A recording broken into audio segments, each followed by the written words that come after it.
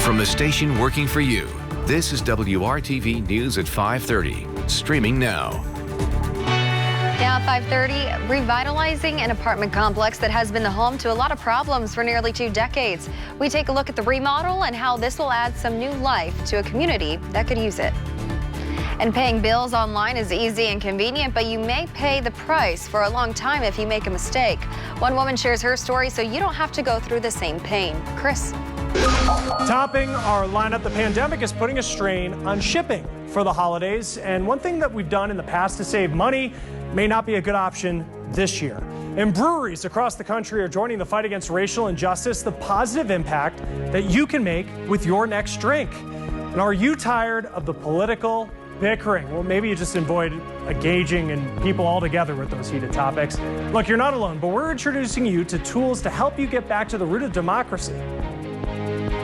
First at 5:30, the Hancock County Sheriff and prosecutor are asking for your help in apprehending a rape suspect. Christopher Lee Hargraves of McCordsville is accused of raping a teenage girl at gunpoint last month and then stopped her from walking home afterward. Prosecutors charged Hargraves with 7 felonies, including rape, criminal confinement with a deadly weapon, and intimidation.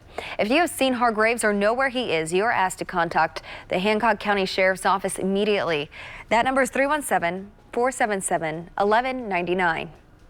An apartment complex on the city's Far East Side, which has appeared in multiple headlines as the backdrop for tragedy, is now getting a boost, and city leaders hope people who live in the area see this as some encouragement. Today marked the grand reopening of the Amber Woods apartment complex near East 38th Street and Mithofer Road. The place has seen a number of issues, including deadly shootings, reports of missing people, even destructive tornadoes that tore through the complex nearly 20 years ago. The complex was run down and needed improvements inside the units and around the common areas. The City County Council approved up to $25 million to help finance the rehabilitation project. Having this project gives this community a beacon of hope. It gives us inspiration when we see investments made back to our communities. The complex remained open during the renovation project. The improvements include new kitchens and updated appliances, new flooring, furnaces, and water heaters. Outside, there are new playgrounds, landscaping, and fresh asphalt driveways. The renovation ended up costing just more than $10 million. Kyle. Well, we are socked in the clouds once again and on the cooler side for now, but that's going to be changing, and those clouds are going to be bringing us some rainfall. Yes, we need rain, but we don't all need the rain that's coming our way. It could be locally heavy in some locations. Right now, we are dry with cloudy skies. 53 in downtown, 48 for you in Kokomo, 57 in Bloomington, where you've got a little bit of a southeast wind. Our temperatures will actually continue to rise here. Looking at radar, you can see one batch of some showers moving toward the Bloomington area, and then we've got another cluster of some thunderstorms in Illinois. That will continue to lift off to the north and east here, so you get an idea of where it's heading. Nothing severe, but certainly some heavy rainfall, flashes of lightning moving into Veedersburg here a little after 6 o'clock, and will progress toward the north and east from there. As we look at the evening planning forecast, those rain chances will rise for everyone, so we will have some scattered thunderstorms at 8 and 9 o'clock. There are those temperatures climbing into the upper 50s to around 60 degrees. And as we look at TrueCast at 8 o'clock tonight, you can see those scattered showers and thunderstorms for us that will continue into the overnight. But we could have some of those thunderstorms moving over the same locations throughout much of the night. It looks like this front kind of stalls for us, and that's why we have the heavy rainfall threat. Notice even as we go into early tomorrow morning, we still have some of that rain that we're dealing with. To keep you updated, of course, you got free apps from the WRTV team here, our station app, as well as the Storm Shield app. That will send any alerts to your location if they're issued for flooding advisories or warnings. And also you'll have radar right there at your fingertips. We're going to talk about the rain as it moves out and the warmer temperatures move in just a few minutes. Chris. The UK announcing they will be the first to conduct COVID-19 vaccine human challenge trials. It is different than other vaccine studies because people will be deliberately infected with the virus rather than waiting to see if they catch it. Now, that does speed up the research process, and pending regulator approval, the process will start in January at a hospital in London, and it will require about 90 healthy young adults between the ages of 18 and 30. Now, the group one day sooner has recruited volunteers from all over the world. if the vaccine works, then ideally people don't get infected. And if people do, then they will be closely monitored and treated. But because these are young and healthy people taking part in the trial, I think researchers feel comfortable doing so because the risks of death from COVID-19 are on par with something like kidney donation for people who are young and healthy. Now, before researchers test the vaccine, they'll do a characterization study. That's where volunteers are infected by getting a vaccine to determine the right amount of virus to give during the trial. Now, because of the risk, One Day Sooner is advocating for the entire process to be made public. Results could come in May. Now, even though that's likely after other COVID-19 vaccines are licensed, it's still important because we need billions of doses and because of the unique data human challenge trials provide. Researchers can understand how the virus works in the human body. They can understand the biological markers of immunity. In fact, much of our understanding of other types of coronaviruses come from challenge studies that were conducted in the 1960s in Britain. Human challenge volunteers are paid and monitored for at least a year after. Now, Moderna may be able to submit some of its COVID vaccine trial results next month for review. The company's CEO says the data will be ready when 53 people have contracted COVID and show symptoms. That should provide enough data for efficacy. Now, at least half that amount of people have to be monitored for 2 months to determine safety. Moderna is one of the vaccine frontrunners, and they have not had to pause their trials so far.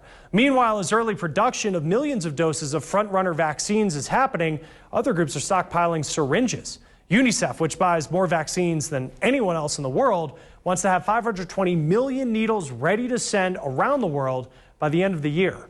All right, next in our lineup, the pandemic is putting a strain on shipping for the holidays. And one thing that we've done in the past to save money may not be a good option this year.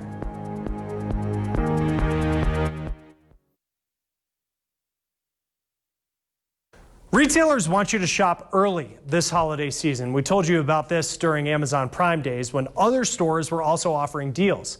The pandemic's caused delivery service companies to work overtime. Now, that strain is only expected to get worse during the holiday. Now, ShipMatrix is a shipping consulting company, and experts there tell us starting Thanksgiving, 56 million packages are expected to be shipped per day, including weekends. Now, that's in excess of 7 million packages that delivery services will have to deal with, resulting in a delay if you're opting for free shipping. Experts say this season it may be worth paying for shipping even if you qualify for that free option. Retailers are trying to use the cheapest form of transportation, which is the ground service that can take up to 5-6 days.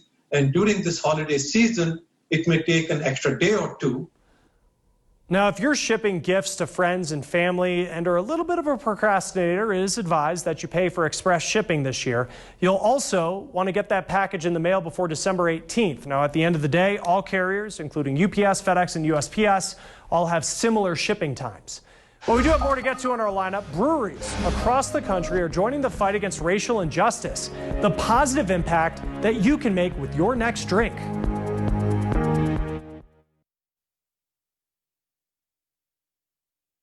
Many business owners have watched the unrest across the country and want to help. Amanda Brandeis shows us how craft beer and alcoholic cider makers have come together in all states to raise money to fight racial injustice. Since ancient times, beer has been bringing people together. Yeah, it's a really tight community. And since 2017, Sean Harris has been bringing people together with cider. That's what I wanted to do, show the craft lovers that what they thought cider was not cider. His complex recipes have turned cider skeptics into believers. I love changing people's mind. But more than just bringing people together, brewers across the country have watched what's happened this year in America, deciding to use their craft to stand for a cause. I was able to borrow a friend's canning machine since I don't can 12-ounce cans. Crafted by an independent brewery in Texas, the Black is Beautiful initiative set out to raise awareness on police tactics and concerns about racial injustice. There isn't due process for everybody. Brewer Jonathan Barbarin is helping Harris bring his Black is Beautiful cider to life. All proceeds will go to the California Innocence Project. They're kind of on the front lines of the mistakes of the justice system, the people who've been wrongfully convicted, whether that was intentional or not. I believe that the system was right. I believe that all people were treated equally and fair. Karen Newsom was just 16 when she learned how unjust the justice system can be after being charged with first-degree murder. But one thing I knew for sure is that I'll go to court and they'll figure this thing out and I'll be home with my family. And over 19 years later, I was still incarcerated. Attorneys say she was set up by gang members to take the fall for a murder, despite being in school when the crime was committed. I was going to end it all. And the week that I was going to end it all, I got a letter from Justin Brooks saying that they're taking the case. It would be another 14 years until Newsom walked out of jail. She's still fighting to be exonerated. This can happen to anyone. And the saddest part about it is there's not enough innocence projects to hold each and every person that's innocent. It humbles you and you realize making money off of this cider isn't the end-all be-all. This money could be used for something much better and much greater than myself. Breweries across 50 states and 22 countries are making their own Black is Beautiful brew in hopes to bring people together to lift the vulnerable up and help right the wrongs of justice. I just want to encourage everyone to keep doing what it is that they're doing, because it is making a difference. In San Diego, I'm Amanda Brandeis reporting. Most of us pay our bills online these days, especially during the pandemic where we want to limit trips to the post office. But tonight, a word of caution. Consumer reporter John Matarese shows how one tiny error can become very costly, so you don't waste your money. Do you use your bank's online bill pay system? It's safe during this pandemic and convenient. But as one woman learned, it's very easy to make a mistake. Leslie Hochter made a little error the other day while online banking. I was paying bills on my banking website and I made a pretty bad fat finger mistake. As Homer Simpson would say, don't. Like most of us with online banking, Leslie's bank website lists all the companies she pays every month, from her cell phone to her satellite dish to her electric. It works perfectly until you accidentally pay the wrong one. No, I was just trying to pay the mortgage and I hit the wrong vendor on the banking website. I've talked to several people since then. They say, oh, I've done that. Leslie accidentally switched her $1,000 plus mortgage payment with her $150 electric bill. Panicked, she called the utility and explained the error. At which time they would send it to their accounting department, who could take 6 to 8 weeks to send the check back to me.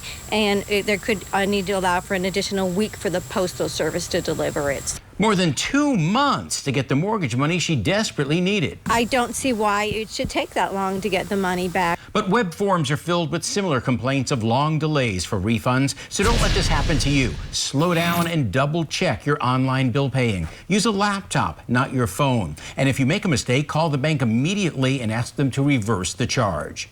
Kind of embarrassing, but it's easy to do, so. Paying through your bank's app or website is safe as long as you slow down so you don't waste your money. I'm John Matarese, WRTV. We are looking from the IMS Pagoda at the Circle City. It's in there, but it's kind of shrouded in those low clouds and some fog across the area.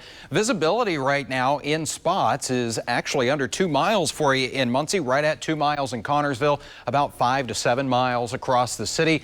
This will improve a little bit, but it does come at the price of more rainfall. Right now, things are fairly quiet. We've got a few showers that are starting to break out near Crawfordsville and also moving into the Bloomington area, where you have a temperature of 57, 53 in Indy, and 51 in Muncie. Those temperatures will actually continue to climb for us, close to 60 degrees overnight, with more scattered showers and thunderstorms and a little bit of a southwest breeze. So here's a look at TrueCast. 9 o'clock tonight. There you can see some pockets of heavy rainfall. We're not anticipating severe weather out of the system. It's really going to be a focus on these thunderstorms moving over some of the same locations. You notice by 1 o'clock in the morning, that line of heaviest rain hasn't moved all that much, and it continues to waver right through 5 o'clock in the morning. So it looks like this will be setting up right across central Indiana. Some lesser amounts of rainfall to the north and the extreme southeast for us.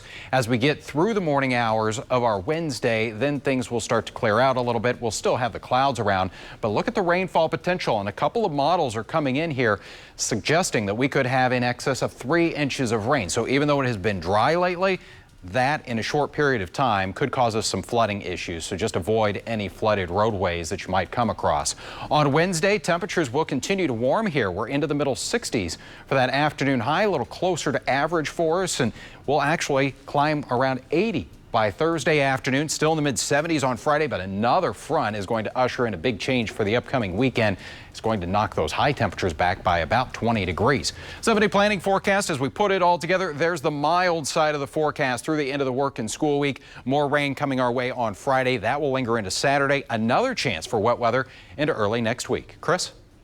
Well, it's been a tough year for many people's mental health, especially with life-altering situations like the coronavirus pandemic. As Maya Rodriguez tells us, one study finds that college students are not immune to those impacts. It's been a strange time everywhere as COVID-19 upends how people normally live. That includes college students, many now in a hybrid form of learning, with some on campus and some on a computer at home, like Gregory Carnisi. Something that I've been experiencing myself, something that I've heard my peers experiencing, is just this feeling of being overwhelmed because everything is online now. Carnisi goes to Arizona State University, just one of the campuses in the U.S. where the nonprofit mental health organization Active Minds recently surveyed several thousand college students to see how they are faring in the time of COVID-19. Here's what they found. 1 in 4 students said their depression had significantly increased since the start of the pandemic.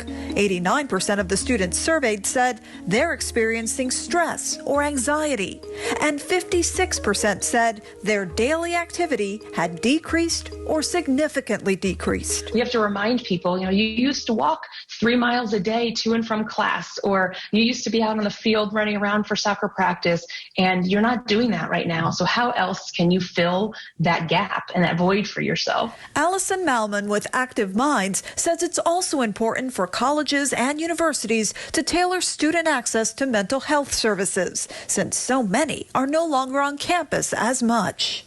We are still needing to promote access, and we are still needing to give people the supports that they need in the way that they are able to reach them. But there were some positive findings in the survey. Nearly 2/3 of students said they have been helping support others with their mental health.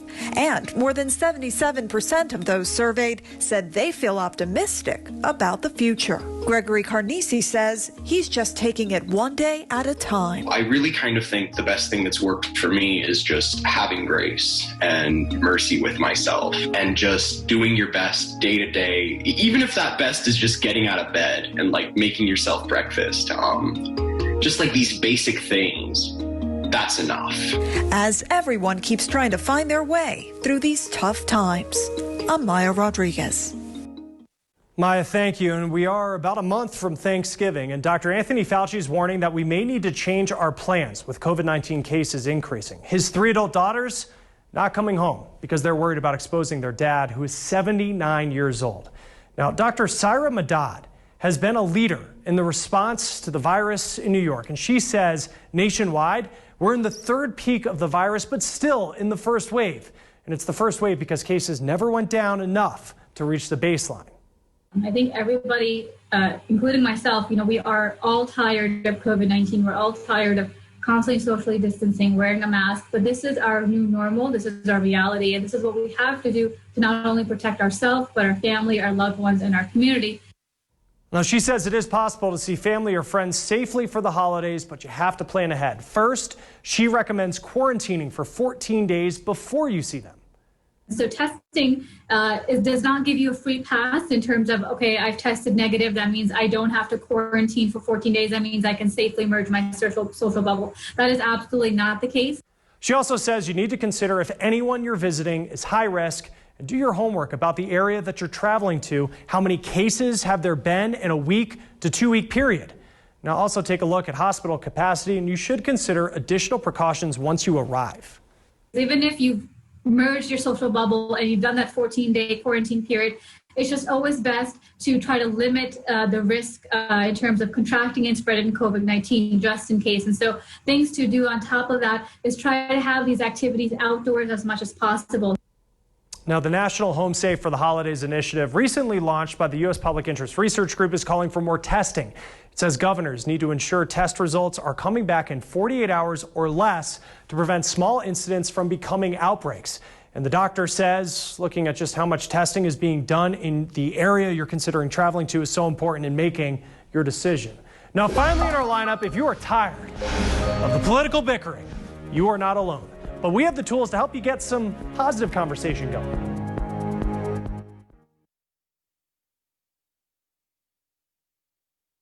The tension ahead of the election, it's undeniable. All you have to do is open Facebook, right? Division and extreme disagreements can threaten democracy. But there is a better solution than just hitting snooze on someone's profile or just staying silent.